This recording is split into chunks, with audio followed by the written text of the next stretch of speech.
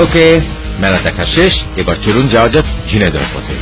ঢাকা থেকে ঝিনাইদহ সড়ক পথে 228 কিলোমিটার দূরে অবস্থিত।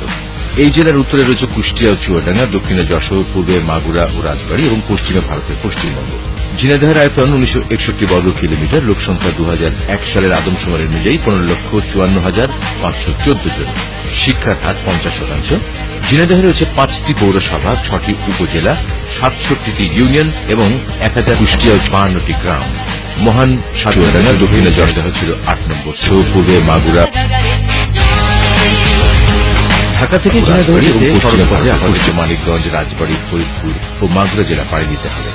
পাটুরিয়া গোয়ালন্দ ফেরিঘাট পার হয়ে যেতে সময় লাগে কম বেশি 4 ঘন্টা। বাস অনুযায়ী ভাড়া 200 টাকা থেকে 300 টাকা। দিনের যে কোনো সময় গাবতলী থেকে ঝিনাইদহ যাওয়ার বাস পাবেন, কারণ খুলনা বিভাগের অনেক জেলার গেটওয়ে এই ঝিনাইদহ। যেতে পথে ঝিনাইদহ জেলা পত্তনের ইতিহাস জেনে নিন। 16 শতাব্দীর প্রথম দিকে ঝিনাইদহ মাহমুদ শাহী পরগনার নলডাঙ্গা রাজার জমিদারি সদর দপ্তর ছিল।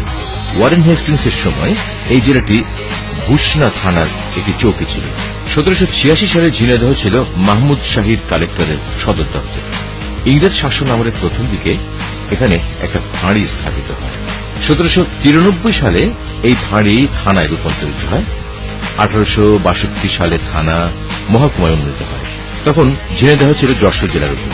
1983 সালে ঝিনাইদহ উপজেলা এবং 1984 সালে এটি জেলা হিসেবে কার্যক্রম শুরু করে।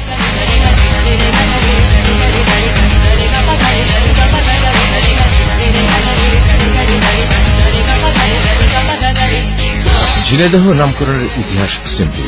অনেক দিন আগে এই অঞ্চলের নদীতে প্রচুর ঝিনুক পাওয়া যেত এবং এই ঝিনুক থেকে তৈরি হতো চুন, বোতাম এবং পাওয়া যেত মুক্তা। আর এই কারণে দলে দলে মানুষ ব্যবসায়ী ঝিনুক পুরানোর উদ্যোগ।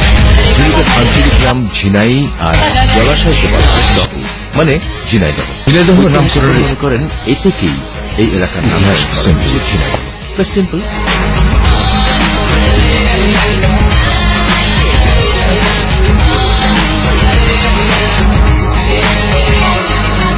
ঝিনাইদহ শহরের সবচেয়ে সুন্দর ল্যান্ডমার্ক এই পায়রা চত্বর।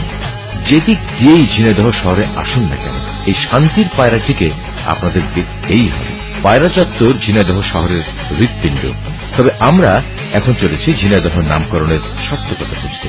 বন্ধুরা, আপনাদেরকে নিয়ে এসেছি ঝিনাইদহ নবগঙ্গা নদীর ধারে। এটা হচ্ছে নবগঙ্গা নদী, আর ঝিনাইদহ নামটি এসেছে ঝিনুক দহ থেকে। ঝিনুক তোলা হতো এই নবগঙ্গা নদী থেকে, সেই থেকেই এই ঝিনুক তোলা হতো দেখেই এই নদীর নামের সঙ্গে এই এলাকার নাম হয়েছে ঝিনুকদহ থেকে ঝিনাইদহ।